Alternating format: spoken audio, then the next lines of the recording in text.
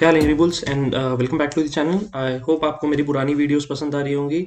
और जो लास्ट मैंने वीडियो शेयर करी थी, जिसमें मैंने शेयर करा था कि यार जो भी फार्मास्यूटिकल्स के जो स्टॉक्स हैं, निफ्टी फार्मा जो है वहाँ पे कहीं ना कहीं मुझे लगता है कि एक बेस फॉर्मेशन हो रहा है और ऑलरेडी बहुत ज़्यादा जो स्टॉक्स हैं वो अपने लोएस्ट लेवल पर आ रहे हैं और वहाँ पर हो सकता है कि एक हमें बाउंस मिल सकता है। तो उसमें से एक मेरा जो फेवरेट्स था, one of the favourites which I shared was doctor Reddy labs. और जो मैंने बताया था कि एक जोन में ऐसा लग रहा है कि यहाँ पर आने के बाद इसको सपोर्ट मिल सकता है और प्रॉब्ली ये बाउंस दे सके। ठीक है, उसके अलावा मैंने बताया था कि यार निफ्टी फार्मा के अंदर कौन कौन से वेटेड स्टॉक्स होते हैं जो आप रेगुलर बेसिस पे ट्रैक कर सकते हो। इससे आपको आइडिया लग जाएगा कि अगर निफ्टी फार्मा अगर बाउंस दे रहा है तो उसमें से कौन कौन से ऐसे स्टॉक्स हैं जो इसके साथ में बाउंस दे सकते हैं, जिसमें से पहला एक स्टॉक था डॉक्टर रेड्डी। ठीक है, डॉक्टर रेड्डी का मैंने बताया था कि इस पर्टिकुलर जोन में 4400 के आसपास यहाँ पर इसका एक बेस फॉर्मेशन हो रहा है।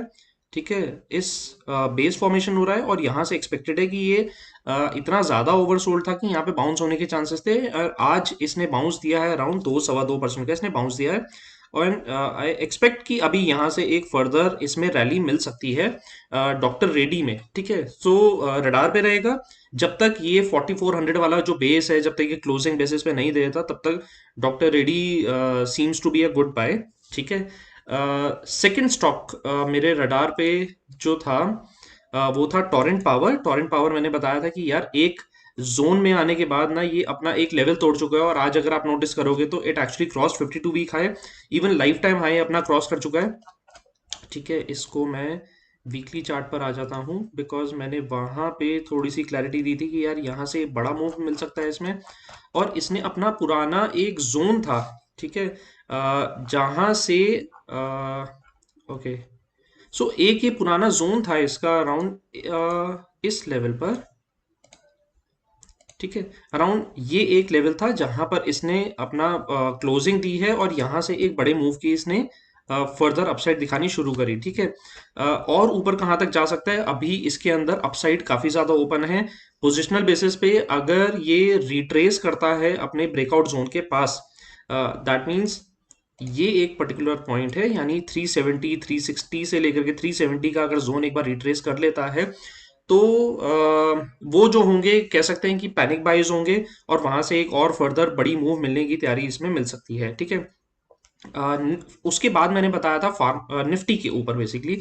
सो निफ्टी ने जो हमने क्लियर करा था और जो हमने लास्ट टाइम डिस्कशन करा था कि निफ्टी में एक गैप दिख रहा है और प्रॉब्ली चांसेस ये हैं कि एक बारी वो गैप के पास आए। और अगर आप क्लोजली वॉच करोगे तो ये अपने गैप के पास आया, इसने गैप फिलिंग नहीं करी बट गैप के पास यहाँ पर कहीं ना कहीं एक सपोर्ट जोन था। Gap exactly dot to dot gap आने के बाद इसने अपनी फर्दर अपसाइड शुरू करी। सेकंड जो इसका रेजिस्टेंस बनता था वो अगेन एक गैप जोन में बनता था और आज उसने वो गैप अपना वो भी फिल कर दिया है। तो अब यहाँ से अगर मैं एक जोन निकालता हूँ ट्रेंड लाइन क्लिक खींच के, तो इसमें अभी जो अपनी अपसाइड है वो वापसी रिज्यूम करी है। सेफेस्ट ऑप्शन तो वैसे ये रहता है कि यार अगर ये अपना गैप फिलिंग करता और यहाँ से अपनी फर्दर अपसाइड देता, बिकॉज गैप्स अगर वो छूट जाते हैं तो कहीं ना कहीं वो गैप फिलिंग करने के लिए आते हैं। बट मैंने बताया था कि 14,341 14,450 460 ऑड लेवल्स के आसपास एक लेवल था जहां पर कि यहाँ पर इसमें बाइंग बनती थी और काफी वो सेफ जोन था। ठीक है, सो अभी जिस तरीके से वॉल्यूम थी, जिस तरीके से एक मूव मिला, तो अभी लगता है कि एक अब जो स्ट्रांग मूव है ऊपर की तरफ वो अभी भी कंटिन्यू रहेगी। राइट, अब मेरे रडार पे कौन कौन से ऐसे स्टॉक्स हैं जो शॉर्ट टर्म में या कह सकते हैं कि एक मिड टर्म में एक अच्छा मूव दे सकते हैं। ठीक है, तो पहला stock on my radar would be SBI life. Torrent power doctor Reddy को रडार पे रखेंगे, वो अभी भी रनिंग पोजीशंस में है। सेकेंडली मैंने रिसेंटली शेयर करा था सिम्फनी, तो सिम्फनी शेयर करने के बाद आई थिंक वहां से 25-30% सिम्फनी ऑलरेडी चल चुका है। और अगर आपने वो वाला वीडियो नहीं देखा तो मैं उसका लिंक डिस्क्रिप्शन में डाल दूंगा, आप क्विकली जाकर के वो वाला वीडियो देख सकते हो। ठीक है, now will come over to SBI life. SBI life का मैं एक शॉर्ट टर्म चार्ट खोलता हूँ, जहां पे अगर आप क्लोजली वॉच करोगे तो एक लेवल पे 891 से लेकर के 893 के आसपास ना इसने एक अच्छा बेस बना लिया है। ठीक है, क्योंकि अगर पुराना अगर मैं हिस्टोरिकल जोन देखता हूँ तो वहां पे इसको रेजिस्टेंस मिल रहा था बार बार आने के बाद और फाइनली उसने वो रेजिस्टेंस जोन क्रॉस करने के बाद अब एक बेस बना लिया है। ठीक है, ऊपर की तरफ फर्दर अपसाइड यहाँ पे कहाँ तक मिल सकती है, अगर इस बेस के ऊपर ये सस्टेन करता है यानी 891 से लेकर के 893 तक, तो मुझे लगता है कि पहली एक अपसाइड इसकी 920 ऑड लेवल्स के आसपास मिलनी चाहिए, बिकॉज वहां पर एक छोटा सा रेजिस्टेंस है, यानी यहाँ पर सेलिंग आ रही है, तो प्रॉब्ली चांसेस ये है कि 920 921 के आसपास एक बारी वहां पे रेजिस्ट करे। अगर वो रेजिस्ट नहीं करता किसी अच्छी वॉल्यूम के साथ में, अगर वो क्रॉस कर जाता है, तो वहां से 950 945 950 आना भी कोई बहुत बड़ी बात नहीं होगी एसबीआई लाइफ के लिए।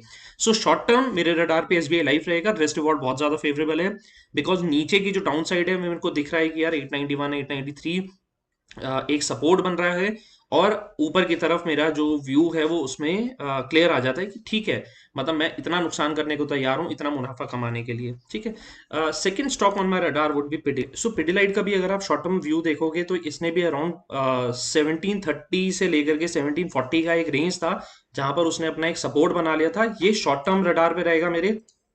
इसके ऊपर एक छोटा सा रेजिस्टेंस है अराउंड 1780 के आसपास, ठीक है। अगर ये 1780 का लेवल एक बार वो तोड़ देता है तो यहाँ से एक स्ट्रॉन्ग अपसाइड मिलने के इसमें एक्सपेक्टेड चांसेस हैं, बट अभी जो इसका एक सपोर्ट जोन बन रहा है 1730 से लेकर के 1740 तक, अगर वो सस्टेन कर रहा है तो आई थिंक इसमें भी अगेन जो हमारा रिस्क रिवॉर्ड रहेगा वो काफी ज्यादा फेवरेबल रहेगा, और अगर ये 1780 का लेवल तोड़ देता है तो काफी ज्यादा बड़ी मूव मिलने में इसमें चांसेस हैं, ठीक है।